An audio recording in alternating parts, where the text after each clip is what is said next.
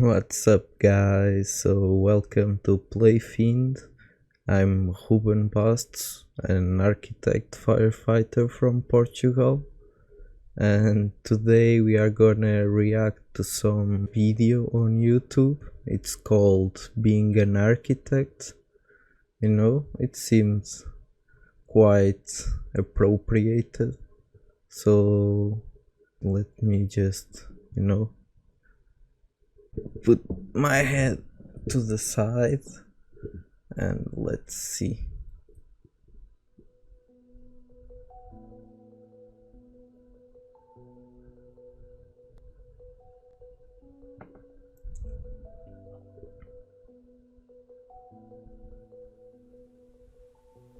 As a child, I knew I wanted to be an architect.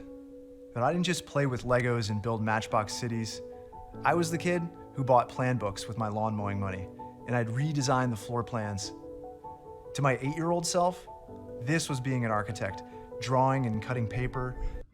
You know, right now I have already an opinion, so this guy, he says it like when he was a child he already was building stuff, and making mock-ups and all that kind, drawings, planning things out, so I felt the same way, when I was in primary school. I was already building, these 3D paper houses with the foldings in the corners so I can stick them together and stuff. Yeah, it is right, it's a thing some people are born with. And I also worked a lot of time on construction with my older brother and my father, so it seems like the natural path. So who's better than an architect who's already worked construction, doing the cement and the mixing stuff and learning with the experienced people. So yeah. Building models. They were miniature versions of big things. I could hold them in my hands. I was making. Then I went to architecture school and realized there was so much more: history, theory, materials, engineering, and construction details. And I devoured all of it. It was so...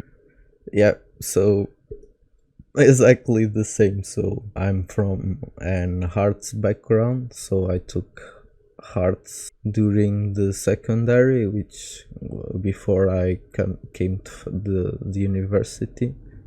So it's like I have this idea like, yeah, you need to draw, to think about planning, but well, architecture is so much more of that. It's like what he said, there are structure, there is theory, history, and a ridiculous amount of stuff you need to understand, different kind of stuff related to mankind and the scale of man in the space, anthropology, economics, a lot of stuff. So well, for me it was overwhelming, but it's part of it and it's what make it interesting. So let's... So much to learn, to take in, and I loved it. School inspired and fed my interests. But the reality of practice only diminished them. As an intern, I sat at a CAD workstation for 12-hour stretches, drafting the most mundane elements of buildings. All the things that led me to architecture, they were missing in practice. When I passed my licensing exams, I convinced myself professional life would... What he's talking about is, well, actually very simple. In university you get like fascinated with everything you can do, everything you can build.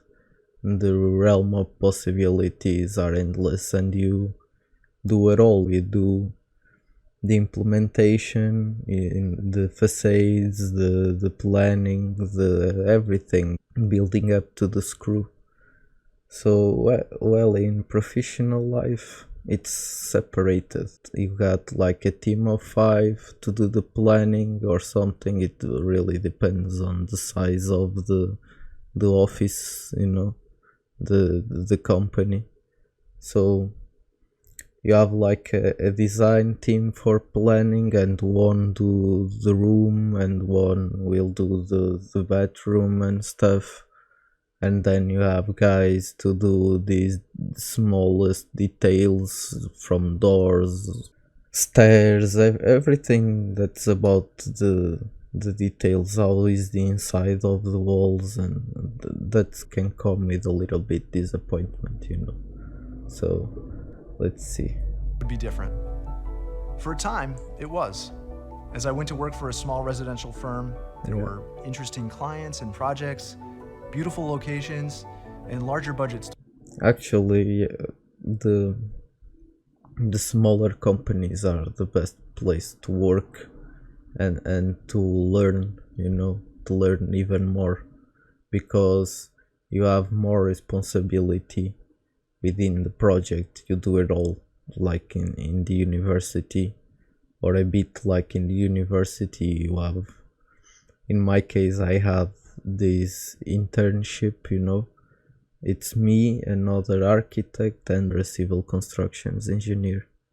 So it was a small team, and I had my projects, and I would talk to the other architect about them, but I had the liberty under supervision to make my decisions and to do what I thought was best. So yeah. To work with. And importantly, I was making. I was working on house plans as if I were 8 again, playing architect. But soon these partners were forced by a recession to focus on making ends meet. And when I was making, the credit for award-winning work went only to the namesakes on the door. I was commuting 72 miles each day. I felt like a cog in someone else's vision of an architecture practice. This wasn't my childhood vision of architecture, of a creative life. Yeah, well, when you work for someone, you have to do their style, what they think is best. You can still put your thing there, but well, it's not the free thing that we thought.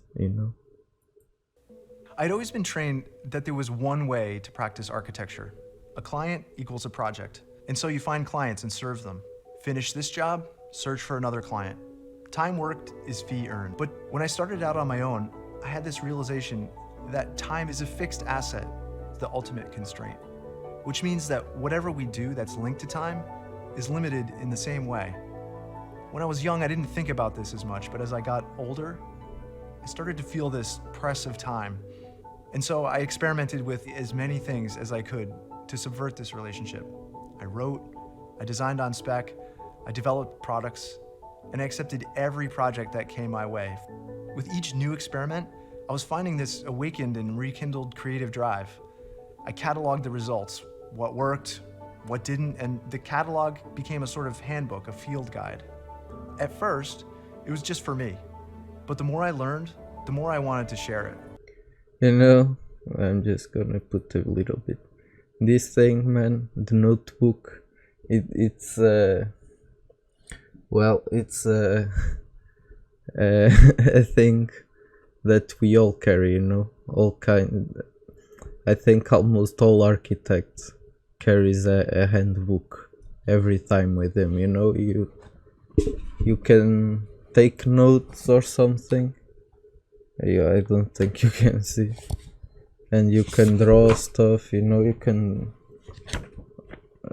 Mine are not as good as them as him. So. But still, it's a quite helpful tool, to draw, to write when you need to remember something later. So, well, it's just fun that he brought his out. At first, it was just for me, but the more I learned, the more I wanted to share it. And there were others, in fact, many others, experiencing the same dissatisfaction that I had experienced in my early career. They too had followed all the rules and were highly trained for a profession where the luxury and the rewards of creativity were only available to an elite few, and the rest just trading time for dollars. This field guide I was writing was for them, and it became my first product. Yeah, so what he was saying is only the great companies have more unrestrictable ways to create, because the biggest um, conditionant of a project is budget. So with no budget, you can't, you still can find ways to do some things, but well, you're not a magician, and the things cost what they cost, so we just have to know it. So the guys on the top, they do what they want. It's public contests, and most of them are invited to build projects, so well, it gets easier, the bigger you are, the easier you get. It's like the money makes money, but you need the first money, so well, the bigger you are, the Packaged it bigger up you as a get. book and sold it online and then in print.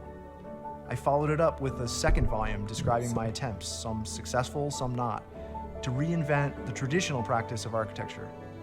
Each new product became a small revenue stream, and with each new stream, I earned a little more freedom. Soon, I didn't have to accept every commission. I could be more selective. I had the freedom to pursue interests like filmmaking and video editing, and to use these new skills to create more products. I developed short courses and taught on my YouTube channel. The videos began to earn ad revenue. Above all, making became a part of my life again. When I decided to build the studio, it was simply a place for me to make and manage that was separate from domestic life. But like any creative work, in the design process, it became much more. It became the avatar for the life I was designing, the one I was trying to figure out. I needed it to validate the choices I made, to prove that I could support my family doing something creative, doing what I loved, making.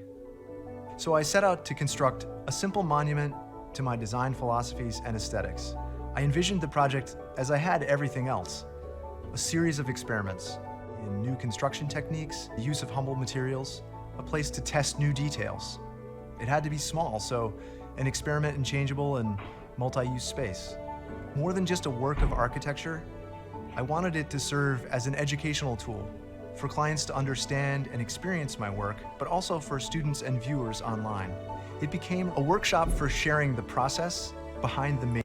So yeah, basically, to be better at it, you have to have your own brand, or not really a brand, but everyone has a different way to see things, and everyone is creative by his own. So if you have a way to show that to the customer, your way of thinking, in this case in the form of the office, so the client will see it, and they may like it, they may not, but at least it's a marketing maneuver for you also, so props. Making. Drawing inspiration from simple farm buildings, its form is an archetypal barn, which historically served many functions and created a large sheltering space with little money. In a barn, everything has a purpose, and its means of construction, the way it's put together, the hand of the maker is present, plain to see. The materials were chosen for Well, the model is kind of slap, but well. durability, but also to show how humble, inexpensive resources can feel tailored and precious. The large glazed areas are for sketching on with chalkboard pens. The wood storage area facing our home is a seasonal revolving calendar of sorts, filling up in the winter and emptying towards spring.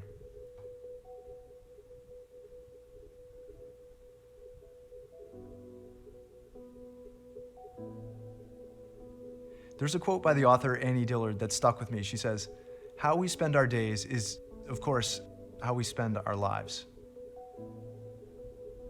Every day, I walk 17 paces to my studio, and I make things.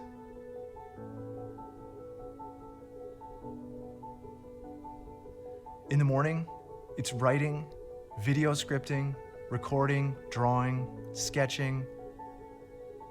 There's no email, no texts, no client meetings. That's followed by an hour or two away from the studio where I get outside. Usually a hike or a bike ride helps me to recalibrate. Good life, This man. ritual is as much a part of my creative process as drawing or model making. This time away from the studio helps incubate thoughts. There's a point where the ideas coalesce, where the right wires find each other and there's this clarity. I never know when it will happen or even how this works, but it does, and I rely on it. I use this time as a transition to managing. My afternoon is then given over to email, texts, all the urgent demands of the business that can't be ignored. Placing the making ahead of the managing was intentional. And people ask me about the practicality, the rigor of this, like it's impossible to ignore email. But the funny thing is, once I started this routine, it didn't take very long for the people I work with to accept and respect the idea that this is a calculated part of my creative process. Each day, I return here. Each week, a new experiment in making. It's made me feel more alive and more purposeful. What keeps me interested is the idea that I don't have it all figured out. The studio is like a creative cage I keep myself in after a 17-pace commute each morning. My schedule for making is designed to keep me focused on the work that makes me most happy. The studio is a container for an ever-evolving creative life, one where I can decide what I work on each week. Not the one thing I was told I should be doing, but the many I choose to do. Well, yeah, I think you know what I'm gonna say, right? So he's got a great life, just living the architect dream, you know, his house, his studio, and choosing what to do and what not to do. It's not for everyone, especially in Portugal. Our economy is not that great. Everyone's fighting for to survive, you know, so well, I just wish I could be like him one day. But for now, just doing the other people's stuff.